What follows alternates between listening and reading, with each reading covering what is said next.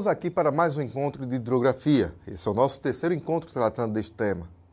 Na aula passada, nós falamos um pouquinho aí, mais sobre a distribuição dos mares e oceanos, algumas propriedades ou características desses oceanos, e também sobre a questão da própria degradação humana sobre esse ambiente, especialmente tratando do caso do Mar de Aral.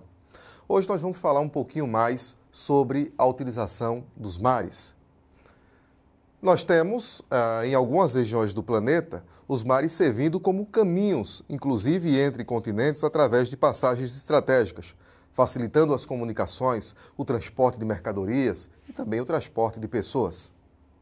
Falando em passagens estratégicas, existem algumas delas que foram concebidas pela ação humana, mas a maioria, se verifica, são passagens naturais, canais que foram formados em função de todo o processo de distribuição de continentes e de arquipélagos na superfície do planeta. Vamos observar algumas delas. Acompanhe comigo.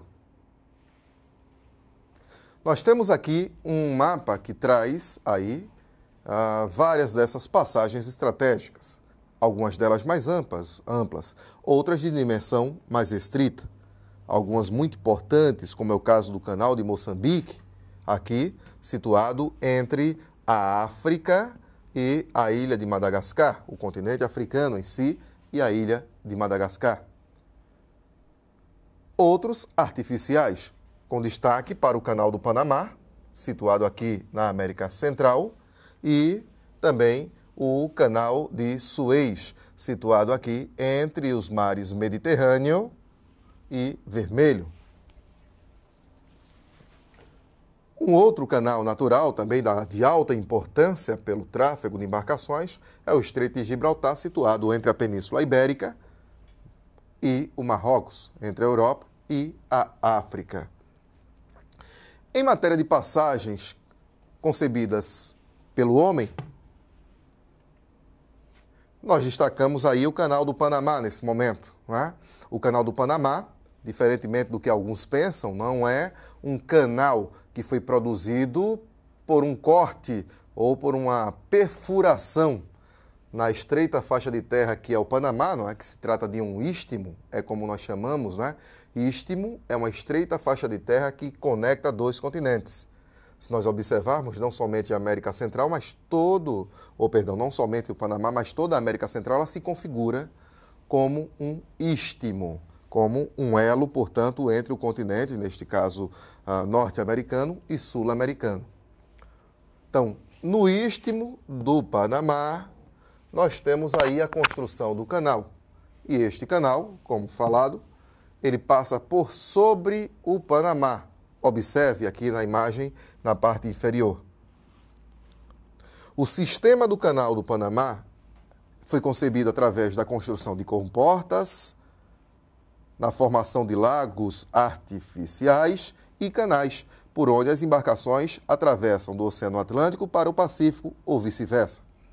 Esse canal tem uma importância significativa para o continente americano e para o mundo, uma vez que conecta dois oceanos que, do contrário, teriam que ser alcançados somente através do contorno da América do Norte ou da América do Sul, o que gera muita demanda de tempo, além de altos gastos. No Canal do Panamá, o sistema de comportas ele foi concebido de modo em que as embarcações elas vão sendo, em parte do sistema, conduzidas através de locomotivas que fazem pequenos trajetos, fazendo com que a embarcação, com que os navios, eles acessem essas comportas, que funcionam como verdadeiros elevadores hidráulicos, onde a água bombeada dos próprios oceanos e lagos vai permitindo a embarcação subir ou descer de nível. Por exemplo, uma embarcação que sai do Oceano Atlântico para o Oceano Pacífico, ela vai alcançar aí algumas comportas e através dessas comportas, o bombeamento da água permite a subida de nível até a comporta seguinte e daí até o sistema de lagos e canais que vai conduzir até a outra parte do sistema. E para descer, utilizando-se o mesmo princípio, só que abrindo válvulas de esvaziamento que fazem com que a embarcação ela desça e alcance o nível do oceano posterior. Uma outra situação nós temos no canal de Suez, só que, diferentemente do canal do Panamá, o canal de Suez, ele é um canal, né, aí com nível semelhante ao nível dos mares que são interligados pelo mesmo. Portanto, nós não temos, nesse caso, sistema de comportas e também lagos ou canais artificiais. O canal de Suez está situado no Nordeste africano, mais precisamente no Egito, ligando os mares Mediterrâneo e Vermelho. Esse canal, ele deságua no Mediterrâneo, muito próximo à foz do Rio Nilo, como você observa à esquerda na imagem de satélite. E ele foi importantíssimo, não é? Aí, a partir de fins do século XIX e início do século XX, para as conexões entre a Europa e o sul da Ásia, especialmente. Até porque, antes disso, só era possível seguir via mar entre essas duas regiões do globo, contornando o continente africano, ou fazendo a chamada baldeação por sob o antigo Estreito de Suez, por sob o território egípcio. Só que, em função de muitos interesses e até mesmo conflitos, no mais das vezes, o continente africano tinha que ser contornado, não é? Isso foi o que aconteceu, por exemplo, durante o período das grandes navegações. Portanto, o canal de Suez se tornou um canal de grande importância no sentido econômico, não é? No sentido geográfico, assim como também o canal do Panamá. Vale lembrar que o canal do Panamá foi essencialmente construído com capital norte-americano, e os Estados Unidos, até há alguns anos, eram responsáveis, né, por todo o processo de administração econômica deste canal. No contrato assinado, no entanto, em sua concepção, ficou definido que depois de 100 anos de administração, os Estados Unidos passariam, né, essa para o Panamá. O Panamá, que é um país que tem a sua economia em boa parte hoje atrelada ao dinheiro, aos valores que entram nos seus cofres através do pagamento das empresas que utilizam-se desse canal para fazer travessias. O Panamá, que aliás, até mesmo por conta do canal, tem uma das maiores frotas mercantes do mundo. No caso do canal de Suez, a administração é egípcia, embora no processo de construção houvesse muita influência, não é, de capital francês e até mesmo inglês. Vamos lá observar mais uma ilustração. Temos aqui, justamente na região do canal de Suez, aí uma indicação da área de menor largura, que é cerca de 286 metros, e da área de maior largura, 343 metros. A profundidade varia de 8 a 12 metros. Vale salientar que, como na construção do canal do Panamá, o canal de Suez também ele contou com várias perdas de vidas, né, em função de acidentes que ocorrem, né, geralmente nessas grandes, infelizmente ocorrem geralmente nessas grandes obras. E à época, né, há mais de 100 anos em que esses canais foram concebidos, então os sistemas de segurança não eram tão eficientes na engenharia como na atualidade.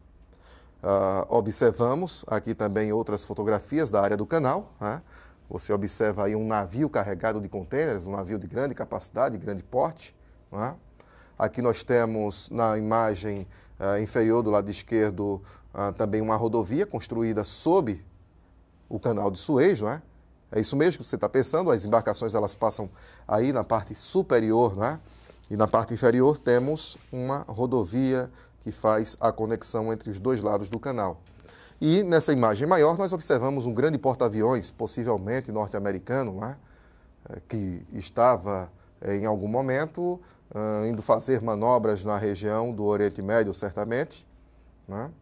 E nessa imagem a gente tem a dimensão, né, desse canal, que tem, portanto, uma grande capacidade, já que não é uma embarcação de pequeno porte. Bom, prosseguindo, em relação à subdivisão dos mares, temos mais ou menos essa ideia aí, né? Nós temos alguns mares que têm uma configuração de golfo, né, que é uma grande reentrância, uma grande cavidade numa área costeira. A partir dos golfos, nós podemos ter também as baías, né, que são, ou que têm uma dimensão um pouco menor, e as enseadas, que são como pequenas baías. De uma maneira simplória, nós teríamos mais ou menos essa ideia. Mar, uma porção mais ampla, uma reentrância mais ampla, costeira, que se liga com o oceano. Uma reentrância com um pouco mais de restrição, formando um golfo. Em menor escala ainda, uma baía. E dentro das baías nós podemos encontrar aí as enseadas. Em relação às características e propriedades das águas oceânicas, nós temos algumas a destacar. Primeiro, a salinidade. E aí vale uma pergunta para você. De onde é que vem esse sal todo que salga o oceano? Já parou para pensar nisso? Bom, é bem verdade, parte, né, ou parcialmente, essa resposta que você deu. Em grande medida, através do processo de intemperismo das rochas, muito material, pelas enxurradas, né, ou pelo escoamento das águas das chuvas, vai parar nos oceanos. E nesse processo intempérico, há uma liberação de sal também a partir de algumas rochas. Mas a maior parte dos sais presentes no fundo do mar, e também nas águas oceânicas de maneira geral, está conectada às atividades magmáticas.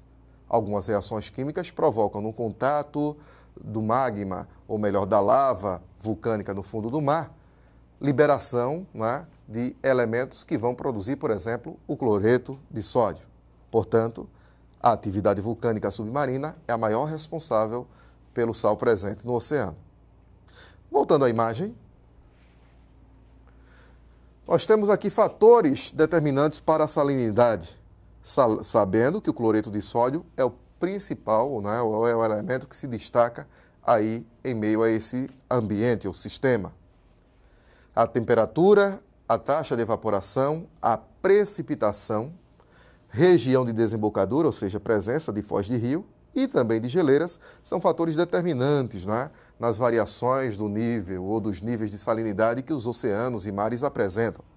Lembrando que, por exemplo, onde as temperaturas são elevadas e as taxas de evaporação são altas, a perda de água é maior, o que gera uma concentração maior de sal, portanto, maior salinidade.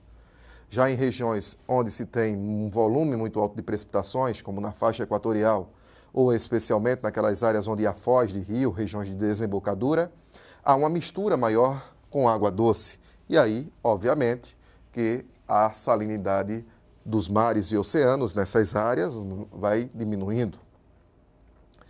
Vale lembrar que em regiões situadas próximas aos trópicos de Câncer e Capricórnio, nós vamos ver depois em climatologia, são áreas onde há poucas precipitações no geral, as salinidades são maiores. Essas latitudes estão aí mais ou menos entre os 23 e os 33 graus de latitude, tá? Nessas áreas, repetindo, as precipitações, em função da presença dos chamados anticiclones, elas são menores, elas são reduzidas, o que desencadeia, portanto, salinidades maiores nos oceanos, já que, em geral, as misturas com água doce são menores. Voltando à ilustração.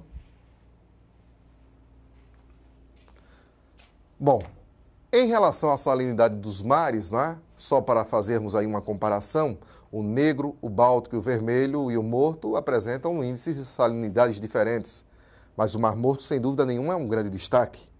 Inclusive, você deve lembrar que o nome desse mar está ligado justamente a praticamente ausência de vida, né, no ambiente em função da alta salinidade. Você já observa aí, não é, na comparação com outros mares, são 40 gramas de sal por litro de água, portanto, que dá um valor altíssimo.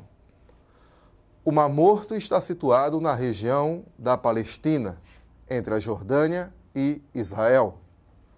É situado numa depressão absoluta, não é? Abaixo, portanto, do nível do mar, como você observa na ilustração na parte superior à direita. O Mar Morto está a 426 metros abaixo do nível do mar de referência, que é o Mediterrâneo, e entre montanhas. Situado numa área desértica, onde a taxa de evaporação é muito elevada, ele se torna um mar salino em função da concentração maior de sal, obviamente, o que faz com que em algumas de suas margens até apareçam, né, formações de sal concentradas, como você vê essa imagem na parte inferior do lado direito.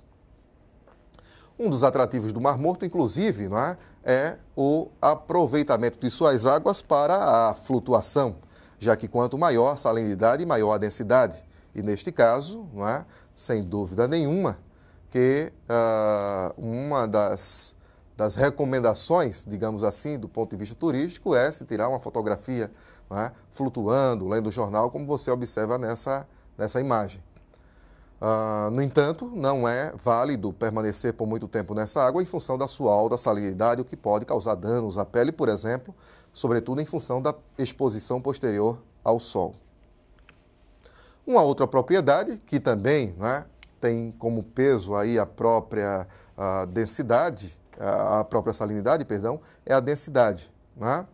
E em relação a essa densidade, é importante que a salinidade já faça com que a água do mar ela deixe esses ambientes mais densos do que os rios, né? A água dos rios ela não tem tanta densidade por conta da presença, né, em comparação de poucos sais. Quanto maior a salinidade, né, maior é a densidade. Mas isso também, né, apresenta variação em função da profundidade. Em regiões mais profundas do oceano, a densidade da água é maior, né? E nós observamos isso, inclusive, em função da própria pressão que o mar exerce em áreas mais profundas. Uma outra característica também importante é a temperatura, que varia em função da taxa, sobretudo, de radiação solar, sendo que em latitudes maiores, não é, nós temos, mais próximos às regiões polares, águas mais frias, obviamente. Daí a característica, por exemplo, das correntes. E em regiões mais próximas do Equador, águas mais quentes. A profundidade é um outro fator também que gera variação em relação à temperatura, já que em águas mais profundas, que não recebem a insolação, as temperaturas são mais baixas, ao passo que em superfície, com contato direto com a luminosidade solar, as águas são mais quentes.